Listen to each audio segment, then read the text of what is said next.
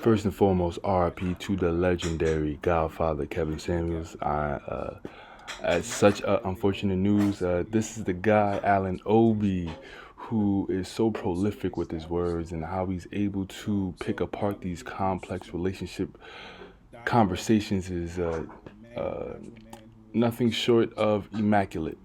So yeah, I love that the first time we had to go around with him. So I know you're gonna love the second and third. So I appreciate y'all. Make sure to check out his channel in the description. Love y'all.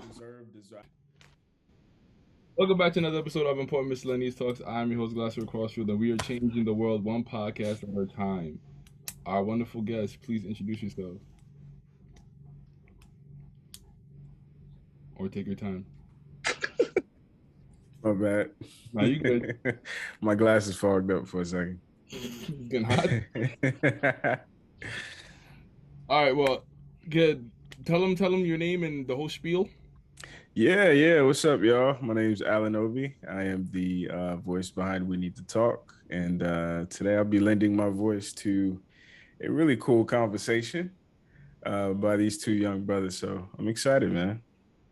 Got you. So what are some ways that women can embellish their own femininity? Ways to demonstrate their femininity? Demonstrate the femininity. You know, I'm a big fan of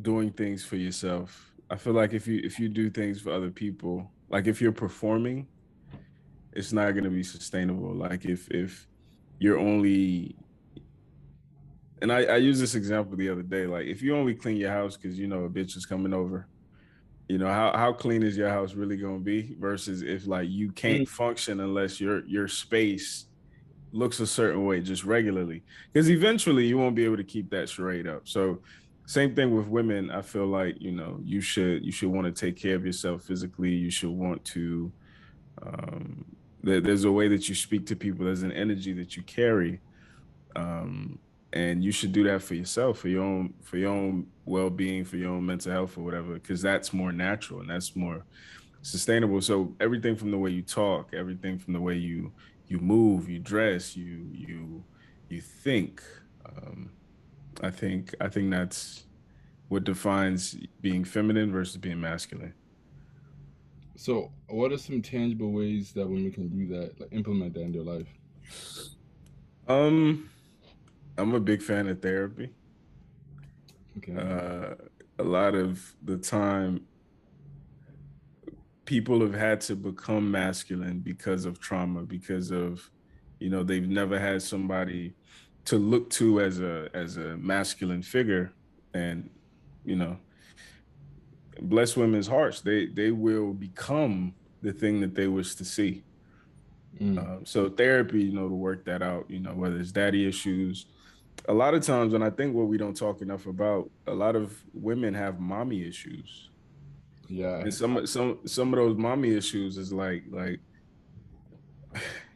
this is the best you can do. Like this nigga you complain about all the time. This man who left us, that was the best man you could get, you know. And how dare you try to give me advice now, you know. But yeah, therapy, man, to work all that out, to put the cards on the table and sort things out, I think is huge. Have you ever taken therapy? I've been in therapy once. I went to couples therapy actually. And it was it was an interesting experience. I think my advantage, I guess, is I'm constantly like unpacking shit. I'm constantly looking at myself. You're self-aware. Yeah. It's weird to say that out loud, but yeah, I strive to be self-aware. I'm constantly like sorting myself out, and I'm a big fan of taking out the trash. You know, literally and figuratively. I'm not somebody who holds on to things. And I think maybe it's because I'm a dude, because women tend to hold on to things. You know, women are nurturers. Women, uh, you know, store information. So I think that's the advantage that I have. But generally, I think more people getting more therapy is a good thing. More people talking through the stuff that they're going through. And that's what I'm excited about with my channel introducing lives now. Like I see uh, men talking through their stories, and there's something very cathartic about it, like just unpacking shit that you just keep in your head. So that's my therapy, honestly. So, other than couples therapy, you never really thought about individual therapy for yourself. I have thought about it. And I would want to do it proactively. I wouldn't want to wait until like something happened. It's just one of those things I just haven't gotten around to yet. But at the same time, I would consider myself pretty healthy mentally. If I'm being honest, I would consider myself like subconsciously maybe you feel like you don't need therapy. I think Or we not as much all as others. need varying degrees of therapy. I think I look at therapy kind of like nutrition. Like some people have a vitamin D deficiency, some people have, you know what I'm saying? Some people Some are people, obese. yeah. So in my case, right now it hasn't been something that has been a pressing issue, but I'm very open to it. If that ever becomes the case, I'll pull up. So why do you think so many women view femininity as a weakness? Because the strength is more nuanced. Okay. In the Bible, like the Bible talks about Samson being the most powerful man who ever lived, right? Like physical strength, because male power is more about dominance. It's more overt. Um, I think the real lesson was telling us that the most powerful person in the Bible was Delilah. Delilah was not stronger than Samson. Delilah was not bigger than Samson. She couldn't beat Samson in a fight, but she ultimately led to his demise. He put that thing on him. Yep. She cut his hair off, and Yep. he became a mortal man. And I think that's a huge metaphor that a lot of people miss out on. Women's strength is in their power of persuasion, in their power of seduction, right? Even when you read books like the 48 Laws of Power, he talks about like the most powerful man in the kingdom is not the man on the throne, it's the shadowy figure behind the throne, because they're insulated by the overt power, but they have their fingers on all the buttons. You know what I'm saying? They can start a war and nobody knows they did it. Everybody blames this guy, right? So women are incredibly powerful. And the other thing I've been talking to them about is like, you get to decide who we see more of. You get to decide who gets cloned. Because as a man, on a very subconscious level, everything we do is to earn the ability to impregnate a woman. Okay, I can see that. Everything, our ultimate biological drive is to replicate ourselves, and women get to pick who gets to replicate themselves, right? So if you want to see more tall men, tall men are gonna get the box. If you want to see more muscular men is natural selection, and that's an incredible power that I think uh, some of us are taking for granted these days. Got you. So what would you suggest to women for a woman who wants to keep a man? What are some of the best ways for a woman to keep a man? Because it's not hard for them to get one. Yeah. It's the retention. It's not the attention. Yeah, attention is easy.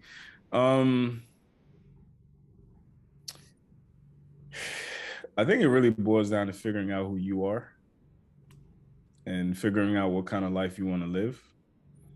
Because if you figure that out, then you can figure out what man or what man's train is going in that direction.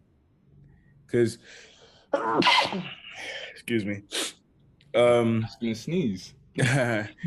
Anybody could pretend, right? You could pretend to be preacher's wife. Perfect example. Megan Good. Yeah. You could pretend for a period of time, but eventually, if that's not who you are, it's not who you are. So first, I think you need to figure out who you are, He divorced her too. Mm-hmm. Which never happens. But once you figure out who you are, then you can figure out what type of man, what caliber of man, what brand of man fits with that. And then you just, be the best example I can come up with, be the best executive secretary that caliber of man needs. The best vice president. Executive secretary.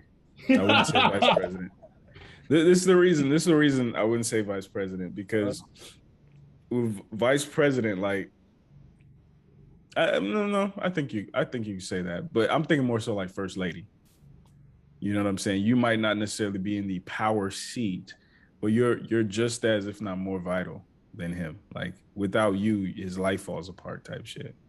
And when we look at company structures, like, a lot of people don't realize the most powerful person sometimes is the executive secretary.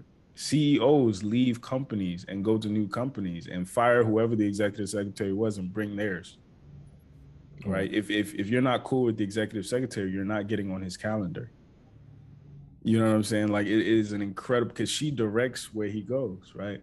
And I think the only issue with the vice president paradigm is sometimes it becomes a power struggle, as opposed to, like, my job is to make sure you are successful in this thing that you're so passionate about, that I admire you for. So yeah, but it all starts with figuring out, who you are and what you want as a woman. So that divest lady, can you give a quick little synopsis of who she is for the audience? Yeah. So hashtag Black women. Her channel was inspired by, she said, Black men you know, for the past couple of years have been using hashtag Black women as a talking point to push their agenda, to make money, to gain notoriety, the whole nine. So he's thinking she's talking about the manosphere. So her channel, her ministry, I guess, is a response to that.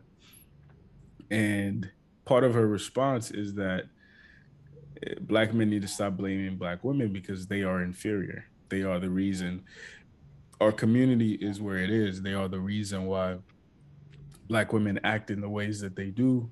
And, instead of blaming Black women, they need to do better. And better looks like, other men, so they're all about best man for the job, and Black masculinity is inherently inferior. They're the bottom of the barrel men. So we had a conversation about some of her beliefs, and it was interesting.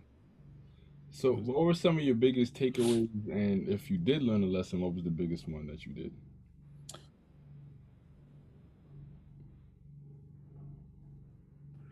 We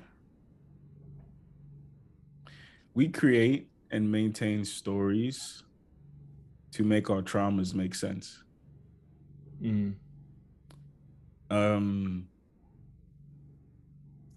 So, for instance, in her situation, I don't know what happened to her. I can speculate.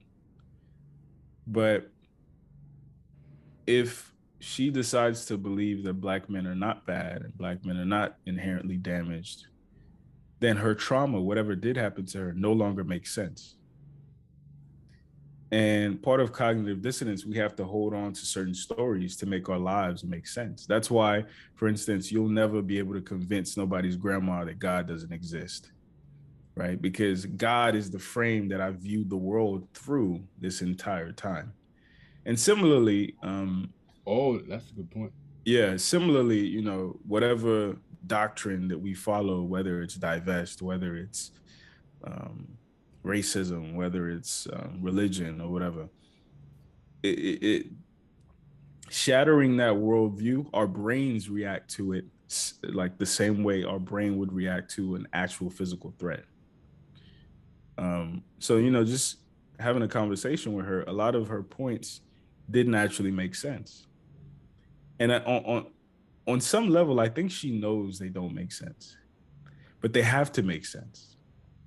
Otherwise, she wouldn't have anything to stand on. So what were Like, some of the points that she was making? um, black men kill black women at an alarming rate. Black women are out educating black men. Um, Marriages between black women and white men last longer on average than marriages between black women and black men. Um, Are many white men interested in her? I wonder. According to her, or you didn't go that you didn't ask. yeah, no, I wasn't trying to be petty. I wasn't trying to be petty. I was just really I approached it like a documentary filmmaker. I just really wanted to understand, like, how did you get here? You know what I'm saying? Like, make it make sense for me. So But no, I wasn't, I didn't pry too much. with these things that she was stating, did she provide statistics and data to back it up? I think she does in some of her videos. She didn't bring them, during our conversation, but you can make this another thing people don't understand sometimes is like you can make data say whatever you want it to say, unless you have the proper context, right? It can be it can paint things in ways that are inaccurate. So,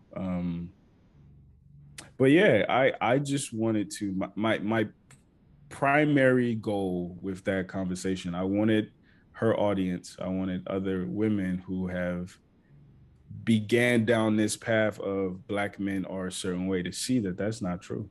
I wasn't belligerent. I didn't yell. I didn't cut her off. I just listened.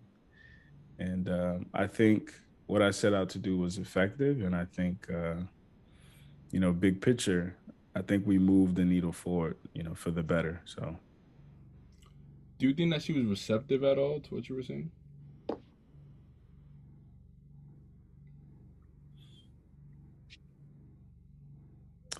I think, I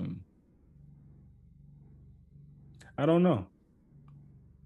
I think on some level, she knows that some of the things I said make sense. But again, when you go so hard for your team, when you're like a Cowboys fan or whatever the case may be, like even if you really like LeBron James, I mean not LeBron James, that's basketball. Even if you like I don't know, I'm Brady. Tom Brady, Lamar Jackson, for all intents and purposes, it's fuck them. You know what I'm saying? They're not a cowboy. Yeah. And that's just human nature. We're tribal, so in the moment, I think she was in combat mode. But I think, maybe the next day, the next week, a month from then, a year from then, something I said or some way that I was might hit or do something. Because what a lot of people don't realize, a lot of the women in the divest space were Black love advocates at some point. They were Black women who loved Black men. And they took that passion and they just stared it in the complete opposite way. And I think that's why I'm empathetic. Like, what happened? Women tend to say who hurt you, but I think that's condescending. I'm more so like, what happened? So Interesting. Oh, Okay. they must have been hurt for them to make a 360 like that. yeah, something dramatic. Something dramatic. Like, it's one lady, her name's Cynthia G. She said that black women should start aborting black babies, like black male babies. Yeah.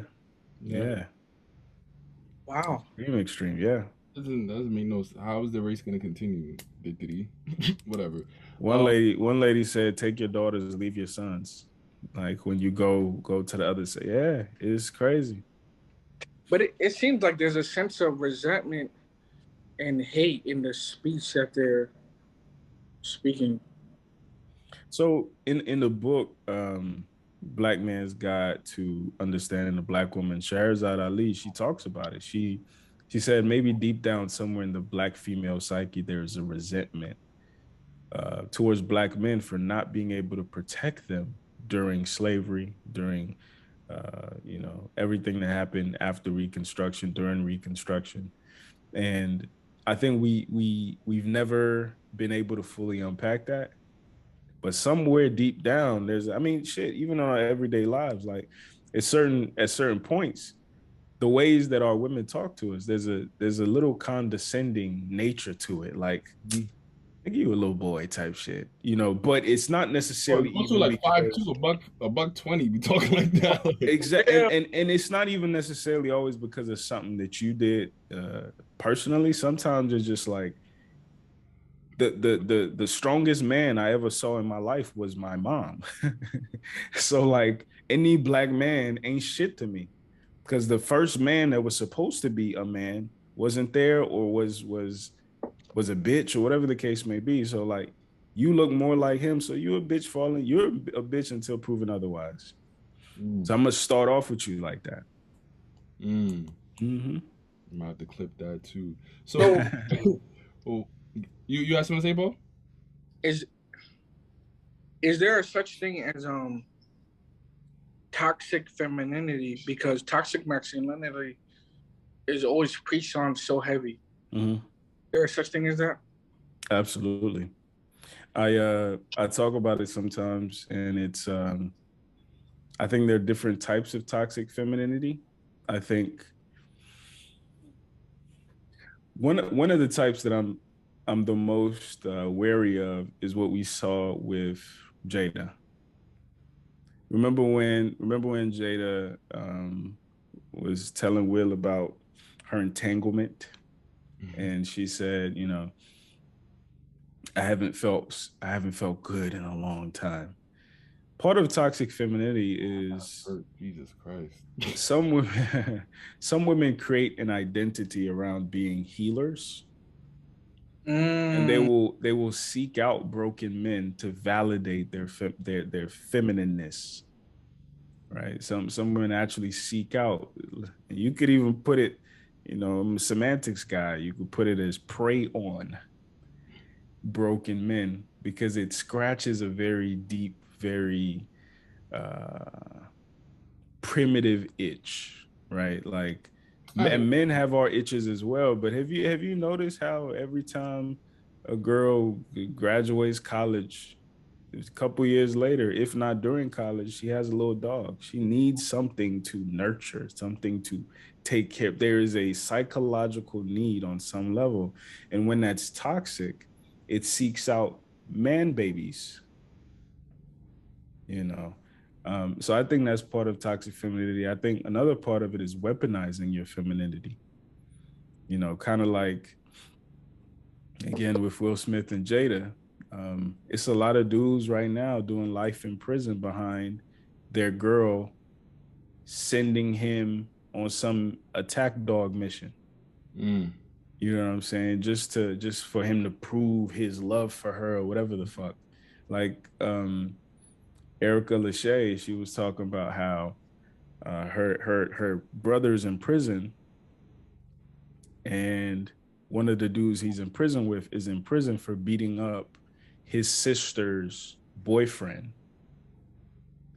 There was like a domestic violence dispute. The brother showed up, beat up the boyfriend, got arrested, and the sister's back with the boyfriend, and the nigga's still in prison. Oh God. I mean, You feel what I'm saying? that's usually how it is. They That's always you. And again, like how many dudes have gotten in fucked up situations because a woman weaponized their femininity against them? Because men, good men, we want to be, Superman and shit, So it's more expressions of it, but it's that toxic nurturing, and it's also that the weaponizing. I hate when women say, I'm a nurturer because they use that as an excuse. Empath. I'm an Yeah, empath. use that as an excuse to be with men that aren't good for them. It's like, oh, I stayed in this 7 year relationship going nowhere because I was a nurturer. I believe in the potential because I'm a nurturer. Yeah, Oh, maybe it's, you're it's, dumb, it's right? bullshit. or I'm a healer, Yeah, it's bullshit.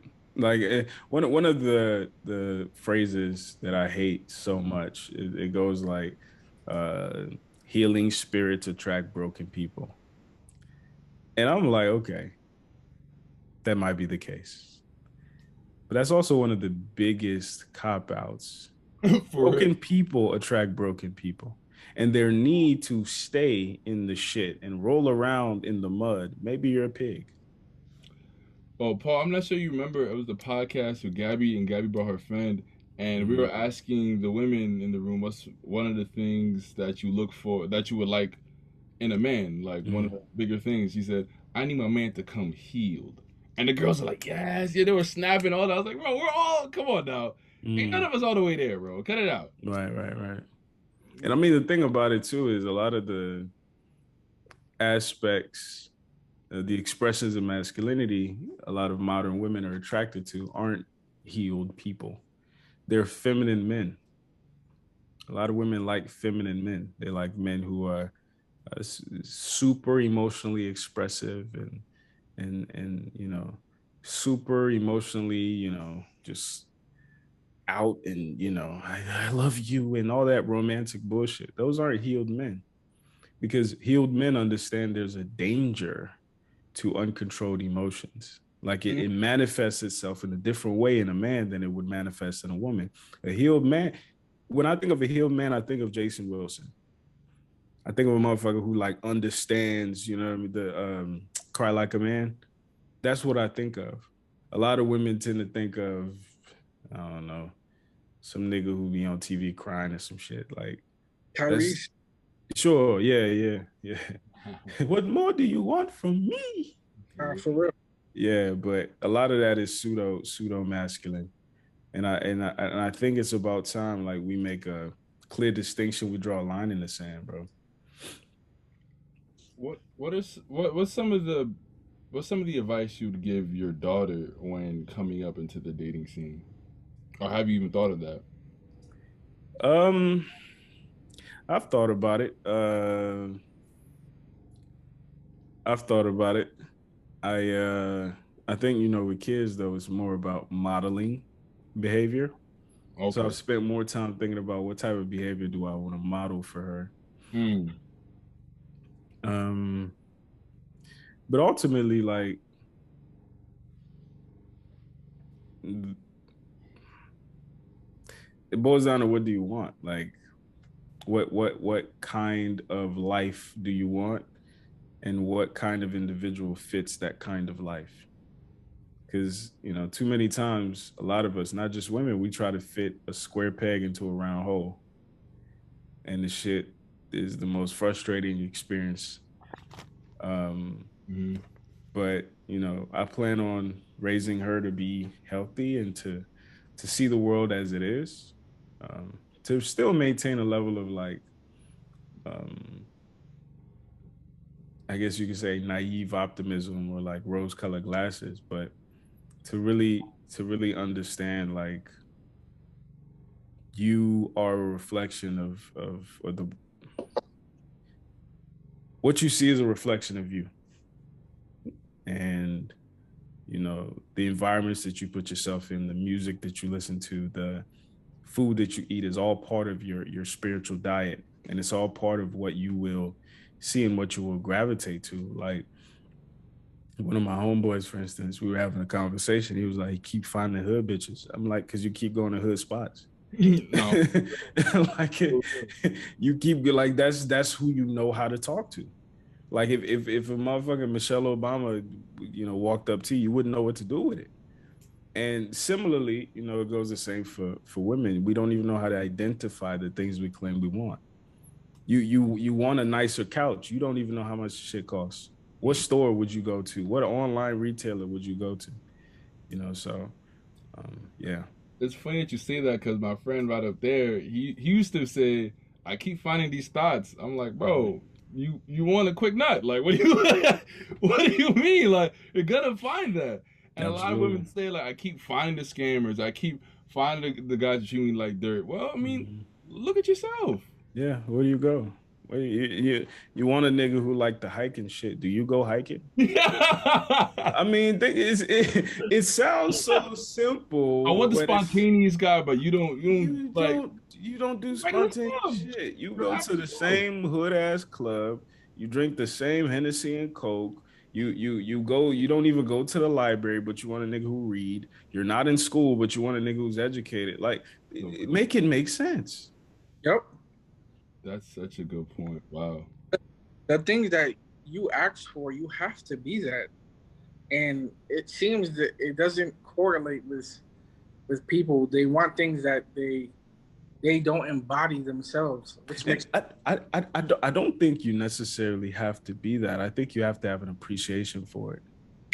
And I think it goes back to what we were saying earlier with like women can get a man, but they can't keep a man because you don't know how to speak his language.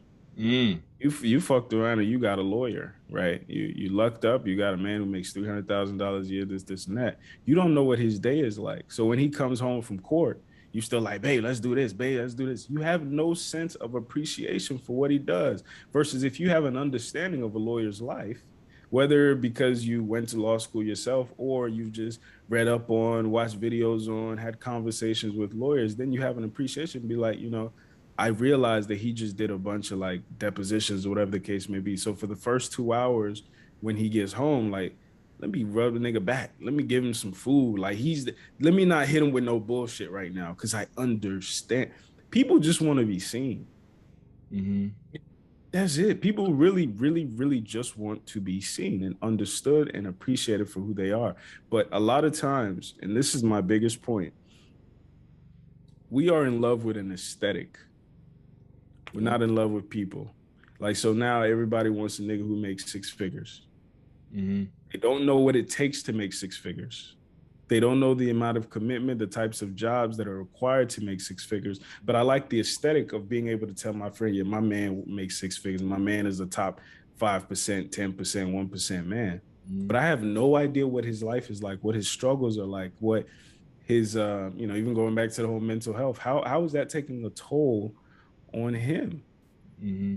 The fact that, making six figures 9 times out of 10 means you don't have that much time. But I still want him to be, all about me and blah, blah, blah, blah, blah, blah. Like, you don't really want a person, man. You want a Birkin bag. He's a human Birkin bag to you. Mm. A woman once like said to me, like, we were just started talking and she mentioned like, I think we would look good together. I'm like, is that Yep. mind It's you, aesthetic, woman's man. over 30. Woman's over 30, bro. It's an aesthetic, bro. You think it ends at like 22, and then getting back to the other statements that you made about then what would you say right before this? It was before the aesthetic. Um, I was Appreciation.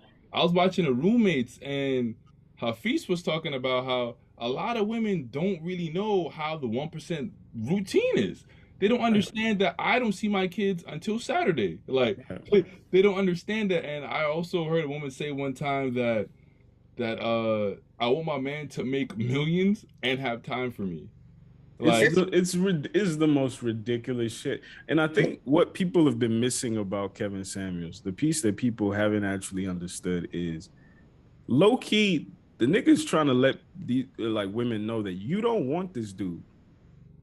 You do not want what comes with this. You do not want to be in those catty ass rich wife circles that is glamorized on TV and on shows. You do not want to deal with the I talk about like Faustian bargain all the time. It's to deal with the devil. When you get some shit, there's some shit you have to give, right? But the reality is, and I think men understand this at some level.